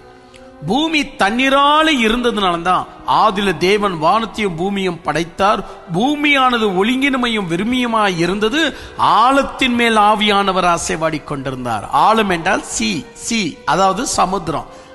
அப்ப சமுத்திரத்தை படைத்தார் என்று பைபிள் சொல்லவே இல்லை. ஏன்னா சமுத்திரம் ஏற்கனவே பூமியில இருந்துச்சு. அப்ப பைபிள் சொல்ற மாதிரி சமுத்திரத்துடைய வயசு பல கோடிகள் இருக்கலாம். ஆனா ரிவரை பற்றி பைபிள் சொல்லும் போது 2ஆம் அதிகாரத்துல ரிவரை அதாவது நதி தண்ணீரை இறைவனே படைக்கிறார். அந்த ஆறு ஏதன் தோட்டத்திலிருந்து 5 பிரிவுகளாக பிரிந்து உலகத்துக்கு பாய்ந்து சென்று சமுதிரத்துல கலந்தது அப்படின்னு பைபிள்ல நம்ம வாசிக்கிறோம். அப்ப ரிவருடைய வயசு ஏறக்குரிய 6000 வருஷத்துக்கு அதாவது 7000 வருஷத்துக்கு உட்பட்டது என்றும் சமுதிரத்துடைய வயசு பல லட்சத்திற்கு உட்பட்டது என்றும் பைபிள்ல சொல்லுகிற எவிடன்ஸ் கிடைக்குதா இல்லையா? இப்போ நயாகராவை சொன்ன அதோடு கூட தண்ணியுடைய வயசுன்னு சொல்லிட்டு இப்ப சந்திரன் எப்போ உருவாகணும் இதெல்லாம் நீங்க கேள்விப்பட்ட இந்த விஞ்ஞானிகள் எவ்வளவு பொய் புழுக்குகிறார்கள் என்று உங்களுக்கு தெரிய வரும். அதாவது எவ்வளவு பொய் சொல்றாங்க அப்படின்னு. ஏனவைதான் சிறு வயதிலேயே நீங்கள் உண்மைகளை கேட்டு அறிந்து நீங்க நடப்பது நல்லது. சரி, தொடர்ந்து இந்த பொய்களை கவனிக்கலாமா? என்னெல்லாம் பொய் பேசுறாங்க அப்படின்னு வாங்க. கூடிய ஒரு கிரகமா மாறிச்சு. பூமியில நீர் எப்படி உருவானது, முதல்ல உயிர்கள் எப்படி உருவானது, இதை பத்திலாம் தான் டீடைல்டா இந்த வீடியோல பார்க்க போறோம். இந்த வீடியோ 3 பார்ட்டா இருக்க போது ஒவ்வொரு பார்ட்லயுமே நிறைய புது விஷயங்களை தெரிஞ்சுக்க போறீங்க. சுமார் 1380 கோடி வருடங்களுக்கு முன் ஏற்பட்ட பிக் பேங்னு சொல்லப்படுற பெரு வெடிப்பினாலதான் நம்மளோட பிரபஞ்சமே உருவாக ஆரம்பிச்சது. அப்படி உருவான பிரபஞ்சத்துல கோடிக்கணக்கான கேலக்சிஸ் உருவாக ஆரம்பிச்சது. அதுல ஒரு கேலக்சி தான் நம்மளோட மில்கி வே கேலக்சி. ஓகே, இப்ப நம்ம கவனிக்க வேண்டிய ஒரு காரியம் என்ன அப்படின்னு சொன்னா பிக் பேங். இதுதான் ஸ்டீபன் ஹாக்கின்ஸ் மிக அழுத்தி பேசுவார். பிக் பேங் தான் எங்களுடைய கடவுள். ஏன்னா பிக் பேங் என்னப்படுவது வெடித்ததுனால்தான் இந்த பூமியும் ஜீவிகளும் உருவாக்கப்பட்டது. அப்ப நம்ம என்ன பண்றோம், ஸ்கூல்ல இது சொல்லும் போது பேசாம கையை கட்டிட்டு கேட்டுட்டு எக்ஸாம்ல வருது, எக்ஸாம்ல பிக் பேங்கை குறித்து எழுதுங்க அப்படின்னா என்னெல்லாம் கேள்விப்பட்டு எழுதிட்டு பாஸ் ஆயிட்டா போதும்னு இருக்கு உங்களுக்கு. ஆனா வெளியே வாங்க, அதான் நான் சொன்னேன், ஸ்கூல் காலேஜ் என்பது நாலேஜ் கிடையாது, நீங்க வெளியே வந்தாதான் நாலேஜ். சோ இப்ப நீங்க வெளியே வந்து பார்க்கும் போதுதான் பிக் பேங்கை பத்தி நிறைய உண்மைகள் உங்களுக்கு வெளியே வரும். பிக் பேங் தான் என்னுடைய கடவுள் என்று டைரக்டாக ஸ்டீபன் ஹாக்கிங் சொல்லிக்கிட்டார். பிக் பேங் தான் என்னுடைய கடவுள். ஏன்னா பிக் பேங் என்கிற அந்த வெடிப்பு இல்லை அப்படின்னா இந்த பூமி வர சான்ஸே இல்லை. இல்ல நான் தெரியாம ஒரு கேள்வி கேட்கிறேன். 1380 கோடி ஆண்டுகளுக்கு முன்னாடி வந்தது தான் பிக் பேங்கா? இப்ப பிக் பேங் இன்ன வரைக்கும் வரலையா? நல்லா யோசிச்சு பார்க்கணும். இன்ன வரைக்கும் வரலையா? உங்க ஜேம்ஸ் வெப் கேமராவிலேயே அது காட்டுது. பிக் பேங் இன்னும் நடந்து தான் இருக்கு, கேலக்சில இன்னும் நடந்துன்னு இருக்கு. அப்ப ஏன் உயிரினங்கள் இல்ல? லிவிங் கிரியேச்சர் ஏன் இல்ல? ஏன் பூமியில மட்டும் லிவிங் கிரியேச்சர் வந்தது? ஏன் பக்கத்தில் இருக்கிற மார்ஸ் கிரகத்துல இல்ல? ஏன் சனி கிரகத்துல இல்ல? ஏன் சூரியனுக்குள்ள இல்ல?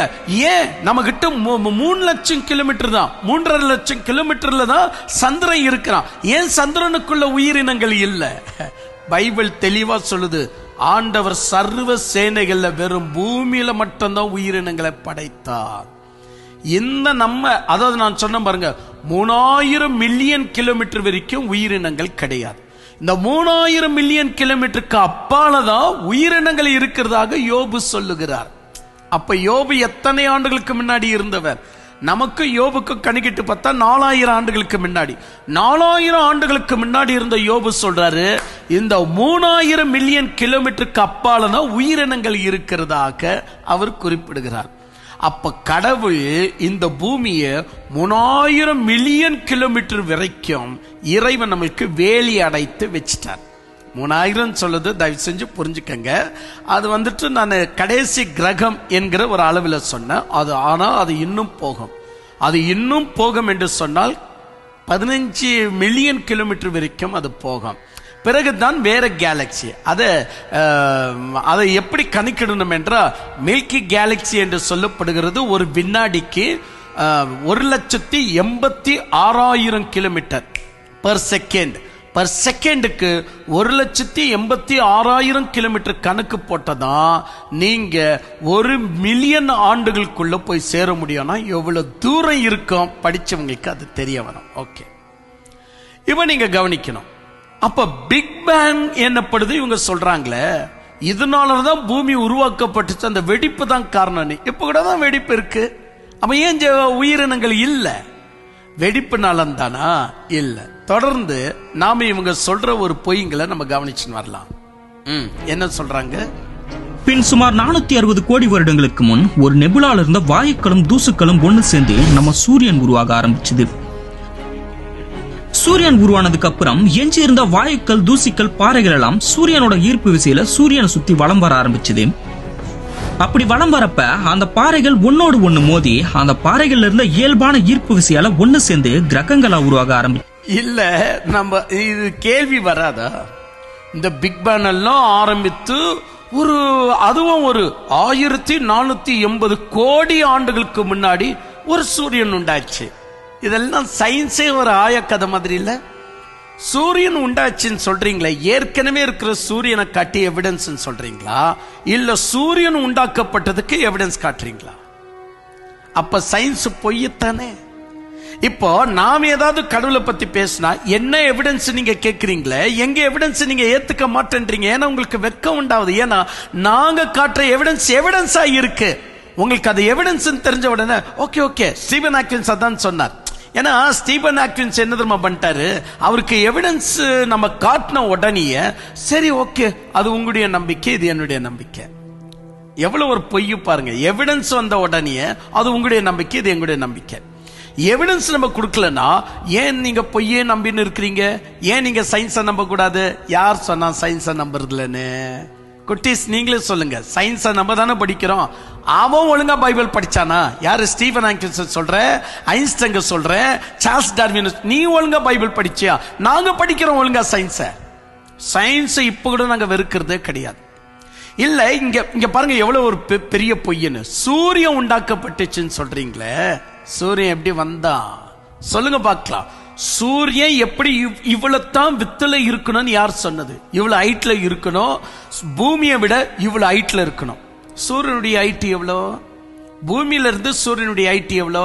விஞ்ஞானிகள் கணக்கு போட்டு பார்த்தார்கள், 7 கோடி கிலோமீட்டர். ஓகே, பூமியில இருந்து சூரியன் 7 கோடி கிலோமீட்டர், பூமியில இருந்து சந்திரன் 3.5 லட்சம் கிலோமீட்டர். ஓகே, ஒத்துக்கலாம். 7 கோடி கிலோமீட்டர்ல சூரியன் இருந்தாதான் 9 கிரகங்களை இழுத்து கொள்ள முடியும். 7 கோடி கிலோமீட்டர்ல இருந்தாதான் 8 செகண்ட்ல சூரியனுடைய ஒளி பூமிக்கு வந்து சேரும். ஒரு நாளைக்கு 12 மணி நேரம். இதெல்லாம் பிக் பேனுக்கு அவ்வளோ நாலேஜ் இருக்கா? நம் கேள்வி கேட்கணுமா வேணவா? அப்ப எவிடன்ஸ் இல்லாத சயின்ஸா? சயின்ஸுக்கு எவ்வளவோ விஷயத்துல எவிடன்ஸே கிடையாது. உண்மை விஷயம் அதான் நான் சொன்னேன். ஸ்கூல்ல படித்தால் சயின்ஸ் தான் மிகப்பெரிய ஹீரோவா உங்களுக்கு இருக்கும். ஆனா நீங்க ஸ்கூலு காலேஜ் விட்டு வெளியே வந்த ரியாலிட்டியை படிக்கும் போதுதான் சயின்ஸ் தான் மிகப்பெரிய வில்லனே நம்முடைய வாழ்க்கை. அதுதான் உண்மையிலேயே ஆயக்கதை என்று சொல்லலாம். நம்ம ஆயக்கதை ஒன்று இருக்கு இல்லையா? என்னன்னு சொல்லுவோம் நம்ம, சந்திர கிரகத்துல அதாவது நிலாவில் ஆயா வடை சுட்டுட்டு இருந்துச்சுன்னு. இந்த மாதிரி வடை சுடுற கதை சயின்ஸ்ல நிறைய இருக்கு. வாயிலேயே வடை சுடுவாங்க சயின்ஸ். ஆனா அது எவ்வளவு உண்மைன்னு தெரியாது. இல்ல, நான் தெரியாம கேட்கிறேன். சூரியன் உண்டாச்சுன்னு எவ்வளவு சுலபமா நீங்க சொல்லிட்டீங்களே. 7 கோடி கிலோமீட்டர் தூரத்துல தான் சூரியன் இருக்கணும் நியமிச்சது யார்? பிறகு அந்த சூரியன் இத்தனை 1000 ஆண்டுகளாக அதே இடத்துல இருந்து 9 கிரகங்கள் சுத்த வைத்தது யார்? பிக் பேங்குடைய நாலேஜ் என்ன? கேட்கணுமா வேண்டவா? பிக் பேங்குடைய நாலேஜ் என்ன? பிக் பேங் வெடித்தது என்று சொல்றீங்க, ஓகே. ஆனா அதனுடைய நாலேஜ் என்ன? அதுதான் ஜீவிகளை உருவாக்கியது என்று சொல்றீங்க. ஸ்டீபன் ஹாக்கின்ஸ் மானங்கட்டவன் வெக்க இனமா ஒரு வார்த்தை சொன்னாப்ல, எங்களுக்கு பதில் தெரியாது. ஸ்டீபன் ஹாக்கின்ஸ், ஓகே, அந்த விஷயம் ஓகேன்னு ஒத்துக்கலாம். மானங்கெட்டவன் சொன்ன, ஓகே, அந்த விஷயத்துல ஒத்துக்கலாம். எங்களுக்கு பதில் தெரியாது, ஆனா நாங்க போக போக கண்டுபிடிப்போம். நீ போக போக கண்டுபிடிச்சுக்க ராஜா. நாங்க கண்டுபிடிச்சத சொல்லி நிற்கிறோமே, நீ போக போக தான் கண்டுபிடிக்கிற. இப்ப சயின்ஸ் தலை எடுத்த 5000 வருஷம். அதற்கு முன்னாடியும் சயின்ஸ் இருந்துச்சு, ஆனா தலை எடுக்கல.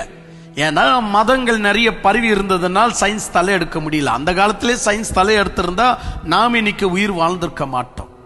அதனாலதான் பரிசுத்த வேதாகமோ ஆதியாகமம் புஸ்தகம் 11ஆம் அதிகாரத்திலேயே மனுஷன் டிஎன்ஏவை பிரிச்சு பலவிதமான மிருகங்களை அவன் உண்டாக்கினான். நான் ஏற்கனவே பல பிரசங்கத்துல சொல்லி இருக்கிறேன். இப்ப பணக்கார வீட்டில் இருக்கிற நாய்கள் அத்தனையும் கடவுளால் உண்டாக்கப்பட்ட நாய்கள் அல்ல, மனிதனையே கிரியேட் பண்ற நாய்கள். அதனாலதான் அந்த நாய்களுக்கு நிறைய மனிதனுடைய ஃபீலிங் எல்லாம் நிறைய இருக்கு. இதெல்லாம் நம்ம புரிஞ்சுக்கணும். அப்ப இதெல்லாம் நான் மேக்சின்ல நான் சொல்லி இருக்கிறேன். ஆதியாகமம் புஸ்தகம் 11ஆம் அதிகாரத்திலேயே மனிதன் பல மிருகங்களை உருவாக்கினான். டிஎன்ஏங்களை மிக்ஸ் பண்ணி பல பழங்களை பல காய்கறிகளை உண்டாக்கினான். ஆண்டவர் பார்த்துட்டு சொன்னார், இப்படியே விட்டா இவன் வாழ்க்கையை கெடுத்துக் கொள்வான் என்று. ஆண்டவர் அங்க ஒரு சிங்கிள் லாங்குவேஜ் இருந்ததை ஆண்டவர் பல லாங்குவேஜா மாற்றி உலகமெங்கு சிதறடிக்கப்பட்டதுனால் தற்போதைக்கு இறைவன் ஆதியாகமம் 11ஆம் அதிகாரத்துல சயின்ஸை தடுக்கினதுனால் இன்னைக்கு நாம் எல்லாருமே வாழ்ந்துன்னு இருக்கிறோம். சயின்ஸ் மட்டும் ஆதியாகமம் புஸ்தகம் 11ஆம் அதிகாரத்திலே ஆரம்பிக்கப்பட்டிருந்ததுன்னா இன்னைக்கு நம்முடைய ஷேப் எல்லாமே சேஞ்ச் ஆகி நம்முடைய வாழ்க்கையை கெட்டு போயிருக்கும். ஸோ சயின்ஸ் என்பது உண்மையா சொல்றேங்க 25% மட்டும்தான் நன்மை. சயின்ஸ் 75% அது கெமிக்கலால் நிரப்பப்பட்ட, அதாவது உயிர்கொல்லி என்று சொல்லலாம். கெமிக்கல் சொன்னா நல்லா இருக்காது. 75% நம்மை கொல்லக்கூடியது சயின்ஸ், 25% நமக்கு ஹெல்ப் பண்ணக்கூடியது சயின்ஸ். பரிசுத்த வேதாகமத்துல கடவுளுடைய விஷயம் 25% நமக்கு இடரல், 75% அது நமக்கு சால்வேஷன். இது உண்மை. நீங்க சத்தியத்தை கவனிக்க 25% நம்மளுக்கு இடைஞ்சலா இருக்கும், ஆனா 75% நம்மளுக்கு ஹெல்ப் பண்ணக்கூடியதாக இருக்கும். அதனாலதான் இன்னைக்கு ஏன் அநேக பேர்கள் இயேசு கிறிஸ்து விசுவாசிக்கலன்னா 25% அவங்களுக்கு அது இடைஞ்சலா இருக்கு. ஆனா 75% அதுல நன்மை இருக்கிறத பார்க்கல. ஆனா சயின்ஸ்ல எப்படி அப்படின்னு சொன்னா 75% கில்லர், அதாவது 75% அதுல கேடு அடங்கியிருக்கு, 25% தான் அதுல நன்மை அடங்கியிருக்கு. இப்படிப்பட்ட ஒரு பிக் பேனை குறித்து இவங்க சொல்ற விஷயம், சூரியன் உண்டாக்கப்பட்டா எவ்வளவு ஈஸியா சொல்றீங்க, ஆனா இத 7 கோடி கிலோமீட்டர் தூரத்துல எப்படி வைக்க முடிந்தது? சூரியன் இவ்வளவு பெருசா இருக்கணும்னு யார் சொல்லி கொடுத்தது? இதெல்லாம் நம்ம கவனிக்கணுமா வேண்டாமா? கிரகங்களை உருவாக ஆரம்பிச்சது. அதுல ஒரு கிரகம் தான் நம்மளோட பூமி. அந்த காலகட்டத்துல பூமி ஒரு நெருப்பு பந்தாதான் இருந்தது. பூமியோட மேற்பரப்பு முழுக்க எரிமலை குழம்புகளால் நிரம்பி இருந்தது. காற்றுக்கு பதிலாக கார்பன் டை ஆக்சைடும் நைட்ரஜன் கேஸும் பரவி பூமியோட வெப்பநிலை சுமார் 4700 டிகிரி செல்சியஸா கொதிச்சுக்கிட்டு இருந்தது. அந்த டைம் பீரியட்ல பூமி மேல நிமிஷத்துக்கு சுமார் 400 இருந்து 500 விண்கற்கள் தொடர்ந்து விழுந்துகிட்டே இருந்திருக்கு. விழுற விண்கற்கள் எல்லாமே மெல்ட் ஆகி பூமிக்குடியே இணைஞ்சி பூமியோட நிறையும் அதிகரிச்சுக்கிட்டே இருந்திருக்கு. இப்படி குட்டி குட்டி விண்கற்கள் விழுந்துகிட்டு இருக்கும்போது எங்கிருந்தோ வந்த தேயா அப்படின்ற ஒரு இளம் கிரகம் நம்ம பூமி மேல மோதி இருக்கு. இந்த மோதல தூக்கி வீசப்பட்ட பாறைகளும் டஸ்ட் பார்ட்டிகல்ஸும் பூமியை சுத்தி வலம் வர ஆரம்பிச்சிருக்கு. அப்படி வலம் வந்த தூசிகளும் பாறைகளும் ஒண்ணு சேர்ந்துதான் நிலவா உருவாகி இருக்கு. தேயா என்ற ஒரு இளம் கிரகம் நம்ம பூமி மேல மோதி இருக்கு. இப்படி மோதியது நிமித்தமாக நமக்கு அடுத்தது இவங்க சொல்ல வராங்க, அப்போதான் ஒரு பனிக்கட்டி உருவாக ஆரம்பித்தது. எங்க ஆதில தேவன் வானத்தையும் பூமியும் படைத்தாருன்னா கட்டுக்கதையா? ஆனா தேயா என்ற கிரகம் நம்ம கிரகத்தோடு கூட மோதி விட்டதுன்னா அது ரியாலிட்டியா? அப்போ 1460 கோடி ஆண்டுகளுக்கு முன்னாடி சூரியன் அப்படியே வந்துட்டான்னு சொன்ன உடனே இது ரியாலிட்டியா? இது நம்ம கட்டுக்கதைன்னு எடுத்துக்க கூடாதான். ஆனா கேள்விகள் எவ்வளவு வருது இல்லையா? விண்கற்கள் ஏராளமாய் விழுந்துட்டு இருந்துச்சான். இப்ப எங்க போச்சு? இப்ப அதை தடுக்கியது யாரு? ஏராளமான விண்கற்கள் எங்க இருந்து விழுந்துச்சு? இப்போ வேற கேலக்சில இருந்து இந்த பூமி அப்படியே பறந்து பறந்து பறந்து பறந்து இந்த கேலக்சில வந்துச்சா? இல்லையே. இதே சூரியன் என்று தானே முதல்ல சொல்லிட்டாங்க. அப்ப சூரியன் இருக்கிறான் என்று சொன்னால் அதே இடத்துல தான் 1460 கோடி ஆண்டுகளாக நாம அங்கே இருக்கிறோம். அப்ப அத்தனை விண்கற்கள் நம்ம மேல விழுந்துச்சு அப்படின்னா அந்த விண்கற்கள் இப்ப ஏன் விழுந்து நில்ல? அவ்வளவு அளவில் ஏன் விழுந்து நில்ல?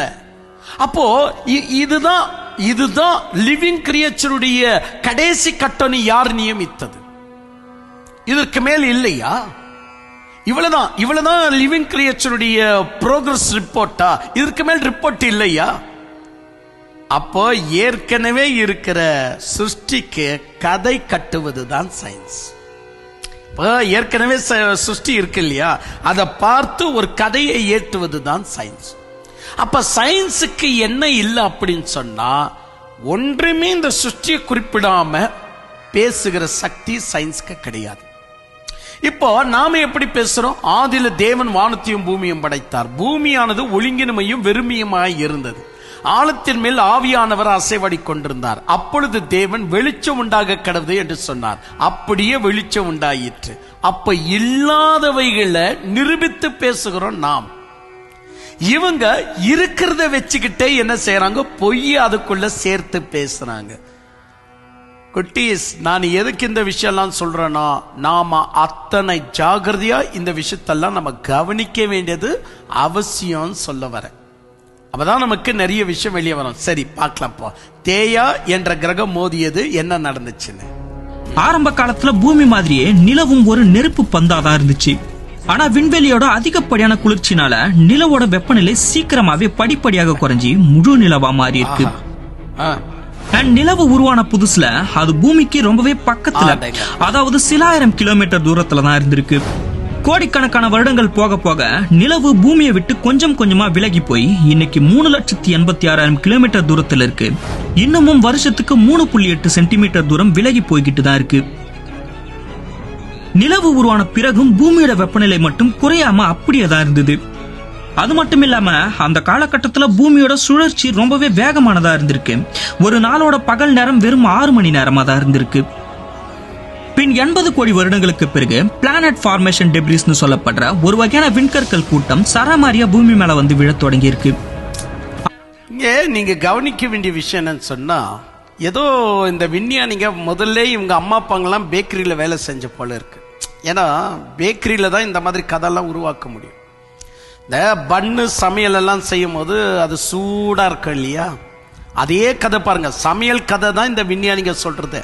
அது பேக்கில் என்ன ஆகும், சூடா இருக்கும், அது அப்படியே வெந்துன்னு இருக்கும். அவ்வளவு நெருப்பு போட்டு எல்லாத்தையும் வெந்த பிறகு அப்புறம் பிறகுதான் அதை வெளியே இழுத்து அதை கூழ்படுத்தும்படியாக அது மேல வெண்ணெயோ நெய்யோ தடவி எண்ணெயோ தடவி அதை சரியா கூழ்படுத்தி பிறகு நம்ம சேலுக்கு போடுறோம் பாருங்க. சரியா பேக்கரிக்காரன் பேசின வார்த்தை தான் இது ஒழிய சயின்ஸ்காரன் பேசின வார்த்தை மாதிரி இது இல்லை. அப்படியே வெப்பம் அப்படியே கொதிச்சுன்னு இருந்துச்சாம் பூமி. அது இன்னும் அது கூலிங்குள்ள வரல. அதனால இப்ப அது எப்படி கூலிங்குள்ள வருது அப்படின்னு கதையை விடுறாங்க பாருங்க. என் அன்பு தெய்வ பிள்ளைகளை, சமையல் அப்படிதான் இருக்கும், வேற வழி இல்லை. சமையல் எல்லாம் எப்படி இருக்கும் அப்படின்னா, அது நம்ம கொஞ்சம் கொஞ்சமாக அந்த அரிசியோ பருப்பையோ காய்கறியோ வேக வச்சு அது கொதிக்கும். அப்போ பிள்ளைங்களுக்கு சொல்லுவாங்க, ஆப்பம் சுட்டுன்னு இருக்கிறமா கிட்ட வராத அப்படின்னு சொல்லுவாங்க. ஏன்னா ஆப்பம் அவ்வளோ சூடா இருக்கும், தோசை அவ்வளோ சூடா இருக்கும், இட்லி அவ்வளோ சூடா இருக்கும், கொதிக்கும். அதுக்கு பிறகு என்ன செய்வாங்க, அதை ஆறுன பின்பு நம்மளுக்கு கொடுப்பாங்க.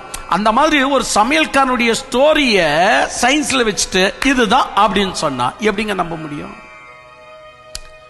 இந்து கிரகத்தை எடுத்துக்கிட்டா அமிர்தத்தை குடிச்சுதான் இவங்க தேவர்களா மாறினாங்கன்னா, அப்ப அமிர்தம் தேவரா, அமிர்தத்தை குடிச்ச இவங்க தேவரா? கேள்வி வருதா இல்லையா? அப்ப அமிர்தத்தை குடிக்கும் போது ராட்சதர்களும் போராடினார்கள். ஒருவேளை ராட்சதர்கள் குடிச்சிருந்தா என்ன ஆகும்? அதுக்கு கதை எப்படி சித்தரிக்கப்படுது பாருங்க. ஏற்கனவே இவர்கள் தேவர்கள், ஆனா வயசு உங்களுக்கு வரலையா. ஏற்கனவே இவர்கள் தேவர்களா, ஏற்கனவே அவங்க ராட்சதர்களா, ஆனா வயசு இல்லையா. அப்போ வயசு எப்படி நம்ம எடுத்துக்கலாம்னு சொல்லும் போது தான் ஒரு ஐடியா வந்துச்சா, இல்ல அமிர்தம் சமுத்திரத்துல இருக்கு, அந்த அமிர்தத்தை யார் ஃபர்ஸ்ட்ல போய் குடிக்கிறானோ அவங்களுக்கு வயசு கோடி கணக்குல வரும். நான் சொல்றேன், தேவர்களுக்கே வயசு கொடுக்க அமிர்தம் இருந்துச்சுன்னா அமிர்தம் தானே கடவுள். ஆனா அமிர்தத்துக்கு உருவம் இல்ல, அமிர்தத்துக்கு நாலேஜ் இல்ல, ஆனா அதை குடிச்சா நமக்குத்தான் ஆயுசு வருது அப்படின்னு சொன்னா, இது ஏதோ மெடிக்கல் காரன் ஸ்டோரி கட்டின மாதிரி இல்ல. ஏதோ ஒரு ஒரு மெடிசன் கூட நாலேஜ் இருக்கா? ஒரு மெடிசனுக்கு கூட உண்மையிலேயே சொல்லப்போம்னா என் உருவம் இருக்கா? இல்ல, டானிக் அவ்வளவுதான், அது குடிச்ச உடனே நம்ம நல்லா ஆயிரும். இது விடுங்க, மனித ஸ்டோரி.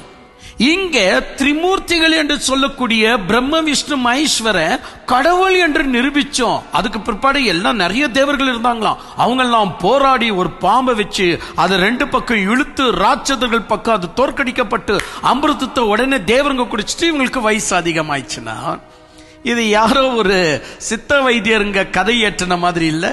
இங்க பார்த்தா ஏதோ ஒரு பேக்கரிக்காரன் கதை ஏற்றின மாதிரி இல்லை. ஏன்னா எவிடன்ஸ் இல்லாம பேசுறாங்களே. நம்ம எவிடன்ஸ் சொன்னா அவ்வளவு கேவலமா இவங்களுக்கு தோணுது. சரி, இப்ப சந்திரன் என்று சொன்னாங்க. ஒரு உதாரணமாக சந்திரன் என்று சொன்னாங்க. அது 3,86,000 கிலோமீட்டர் தொலை அளவில் சந்திரன் இருக்கிறான். அவன் ரொம்ப சீக்கிரமா கூல் ஆயிட்டான் பாருங்க, அவன் ரொம்ப சீக்கிரமா கூல் ஆயிட்டான். சந்திர பூமியை விட ரொம்ப சின்ன வயசு. இது பரிசுத்த வேதாகமத்தில் எவிடன்ஸோடு கூட இருக்கு. அதெல்லாம் போட்டோம். நீல் ஆம்ஸ்ட்ராங் எல்லாம் போனாங்க இல்லையா சந்திர கிரகத்துக்கு. இப்போ நீல் ஆம்ஸ்ட்ராங்க சந்திர கிரகத்துக்கு போலன்னு ஒரு பெரிய விஷயம் நடந்துட்டு வருது. அதெல்லாம் ஒரு பெரிய சதி. அதெல்லாம் பெரிய வேற வேற உபதேசத்தில் நான் சொல்லியிருக்கிறேன். குட்டீஸ், நீங்க நல்லா கவனிக்கணும். 1969 இவங்க போனாங்க, 62. அப்ப இவங்க போய் இறங்கி அதை ஆராய்ச்சி செய்து அங்க இருக்கிற கற்கள் மண்ணெல்லாம் எடுத்துட்டு வந்தாங்க. அந்த கற்கள் மணலெல்லாம் எடுத்துட்டு வந்து ஆராய்ந்து பார்த்த போது பூமிக்கு எவ்வளவு வயசு, சந்திரனுக்கு எவ்வளவு வயசு, பூமியுடைய வயசு சந்திரனுடைய வயசு அல்லன்னு பூமியுடைய மண்ணு வேற வயசை குறிப்பிடுகிறது, சந்திரனுடைய மண்ணு வேற வயசை குறிப்பிடுது. விஞ்ஞானிங்க ஆச்சரியப்பட்டாங்க. நம்முடைய பிக் பேங்கை பொறுத்த வரைக்கும் பூமியும் சந்திரனும் ஒரு காலகட்டத்தில் தானே உருவாக்கப்பட்டவங்க. ஆனா பூமியுடைய வயசே வேற மாதிரியா இருக்க, சந்திரனுடைய வயசே வேற மாதிரியா இருக்கு. இங்கவா சத்தியத்துல பதில் இருக்கு. ஆதியில தேவன் வானத்தையும் பூமியும் படைத்தார் என்று சொல்லும் போது லூசிபர் உலகம், நாட் ஆடாம் வேர்ல்டு. ஆடாமுடைய உலகம் அல்ல, லூசிபர் உலகம். அது எத்தனை கோடியோ லட்சம் ஆண்டுகள் இருந்துச்சு தெரியல. ஆனா அந்த லூசிபருடைய வேர்ல்டுல உண்மையிலேயே சந்திரன் இல்லை என்ற விஷயம் தெளிவா தெரியுது. அப்ப சந்திரன் இல்லை என்று சொல்லும் போது எப்பொழுது தேவன் சந்திரனை உண்டாக்கினார்? பூமி செவ்வாய்ப்படுத்திய பிறகு 4வது நாட்கள்ல தான் சந்திரன் படைக்கப்பட்டார். அப்ப 4வது நாட்கள்ல சந்திரன் படைக்கப்பட்டார் என்று சொன்னால் சந்திரனுக்கு ஷார்ட் ஏஜ், பூமிக்கு பல ஆயிரம் ஆண்டுகளுடைய ஏஜ். அப்போ அந்த மண்ணை எவ்வளவு வயசு குறிப்பிடுதுன்னா ஆச்சரியப்படுறாங்க. அவங்களால வாய் விட்டு 7000 வருஷத்துக்கு உண்டான வயசுன்னு சொல்ல முடியல. அதனால அவங்க என்ன சொல்றாங்க, நாட் மோர் தென் 10,000 இயர்ஸ். ஒரு 10,000 இயர்ஸ் கூட இந்த சந்திரன் உண்டாக்கப்பட்ட வருடங்கள் கிடையாது, அதுக்கு மேல் கிடையாது. இந்த சந்திரனுடைய வயசு எவ்வளவுனா not more then 10,000, not more தென் 10,000. அப்போ பைபிள்ல குறிப்பிடுற மாதிரி 6000 வருஷம் என்று சொல்வது எத்தனை உண்மை இல்லையா? இதெல்லாம் நான் எதுக்கு சொல்றேன், இதையெல்லாம் நம்ம கவனிக்கணும். அதனால நீங்க சிறு வயதுல இருந்து பொய்யில வளர்ந்திருக்கிறீங்க, அந்த பொய்யை நீங்க எடுத்து போடணும் அப்படின்னு சொன்னா மெய்யான இந்த சத்திய வேதாகமத்தை நம்ம ஏற்றுக்கிறது அவசியம். அப்போ நீங்க கடைசியா இதுல வாசித்தீங்க, ஒரு நாளைக்கு பூமியுடைய நாள் எவ்வளவுனா 6 மணி நேரம். யாரப்பா சொன்னது 6 மணி நேரம்? என்ன எவிடன்ஸ்? கல் தோன்றி மண் தோன்றா காலத்துல இருந்த மூத்த குடி என்கிற ஐயனாருடைய பொன்மொழியை திருடியே கல் தோன்றி மண் தோன்றி காலத்துல இருந்து இந்து மதம் இருக்குன்னு சொல்றது எவ்வளவு பெரிய பொய் இல்லையா? ஐயனாரு அந்த பழமொழியை ஏற்றினது வேற அர்த்தம், இவங்க அதை திருடிக்கிட்டு சொல்றது வேற அர்த்தம். இப்போ நான் சொல்றேன், அஸ்தினபுரம் இருந்துச்சு, அயோத்தியான்னு இருந்துச்சு, ராமர் பாருங்க அந்த காலத்துல புஷ்பக விமானத்துல, புஷ்பக விமானம் என்ன, அதான் விமானம் வாயில வந்துச்சு, பிளைட்டுன்னு. பிளைட் பறக்கிற அளவுக்கு டெக்னாலஜி இருந்துச்சா, கேலண்டர் வச்சுக்கிற அளவுக்கு டெக்னாலஜி இல்லையா? எது? இந்து கிரகத்துக்கு, சாரி இந்து மதத்துக்கு. புஷ்பக விமானத்துல போற அளவுக்கு டெக்னாலஜி இருந்திருக்கு, ஒரு கேலண்டர் வச்சுக்கிற டெக்னாலஜி இல்லைன்னா யார் விடுற கதை? இதெல்லாம் கதையா இல்லையா? நம்ம சிந்திக்கணுமா வேண்டாவா? அதனால இருந்தா நான் எதுக்கு சொல்றேன் அப்படின்னா, நீங்க கூடுமான அளவுக்கு சத்தியத்தை நீங்க கேட்கணும். நீங்க எவ்வளவு பொய்யை கேட்டிருக்கிறீங்களோ சத்தியத்தை நீங்க கேட்டாதான் பொய்களை நம்ம கண்டுபிடிக்க முடியும். நீங்க சத்தியத்தை கேட்கல அப்படின்னு சொன்னா பொய்களை கண்டுபிடிக்க கஷ்டம். நாம் ஒரு பக்கம் சயின்ஸ் என்ற பொய்க்கு நேராகவும் போர் செய்யணும், அதே நேரத்தில் கடவுள் பெயர்ல இருக்கக்கூடிய துருப்பதேசத்துக்கு நேராகவும் போர் செய்யணும். அதுதான் நல்ல போர் வீரன், சத்தியவான், சத்தியத்துக்குரியவன், சத்தியத்தின் மேல் வாஞ்சியா இருக்கணும். நாம் நாய்கள் அல்ல, வேலைக்கு போகுது, சாப்பிடுறது, தூங்குறது, இது இந்த வேலை நாய் செய்து. கல்யாணம் கட்டிக்குதா 1, நாய் நல்லா சாப்பிடுறதா 2, நாய் நல்லா சந்தோஷமா உலகத்தை அனுபவிக்குதா 3, நாய் நல்லா தூங்குதா 4. இந்த 4 விஷயத்த நீயும் செய்வனா? உனக்கு நாய்க்கு என்ன சம்பந்தம் கேக்குறேன்? என்ன சம்பந்தம்? ஐயோ நல்ல சம்பந்தம் இருக்குன்னு அர்த்தம். அப்போ ஒரு மிருகத்தை விட எக்ஸ்ட்ரா டியூட்டி நீ செய்யணும். சம்பாதிக்கிறது, சுகம் அனுபவிக்கிறது, தூங்குறது, சாப்பிடுறது அல்ல, இந்த 4 விஷயத்தை விட எக்ஸ்ட்ரா டியூட்டி நீ செய்யணும். அந்த எக்ஸ்ட்ரா டியூட்டிக்காக உனக்கு கொடுக்கப்பட்ட 6வது அறிவு தான் கான்சியஸ், பகுத்தறிவு. அப்ப அந்த பகுத்தறிவு உனக்கு என்ன? பகுத்தறிவுனா என்ன? எது கெட்டது, எது நல்லது? அப்ப கடவுளா இல்ல பிக் பேங்கா, இல்ல எது தீமை, எது நன்மைக்குரியது, எது சத்தியம், எது பொய்? அப்ப நீ கான்சியஸ் வேலை செய்யல அப்படின்னா நீ மனிதனே அல்ல. ஏன்னா 6வது அறிவு கான்சியஸ் என்பது மிருகங்களுக்கு கிடையாது. வேடிக்கையா இல்ல? சரி, தொடர்ந்து நம்ம கேட்கலாம், வேற என்னெல்லாம் பொய்களை சொல்லுகிறார்கள் கேட்கலாம். ஆச்சரியம் என்னன்னா, இந்த விண்கற்கள் தான் நம்ம பூமிக்கு முதலா தண்ணீரை கொண்டு வந்திருக்கு. ஆமாங்க, இந்த பிளானட் ஃபார்மேஷன் டெப்ரிஸ்னு சொல்லப்படுற விண்கற்கள்ல ஒரு விதமான நீர் மூலக்கூறுகள் இருக்கும். அந்த நீர் மூலக்கூறு, பிரியமானவர்களை ஒரு விஷயம் சொல்றேன், 80 கோடி ஆண்டுகளுக்கு முன்னுன்றாங்க.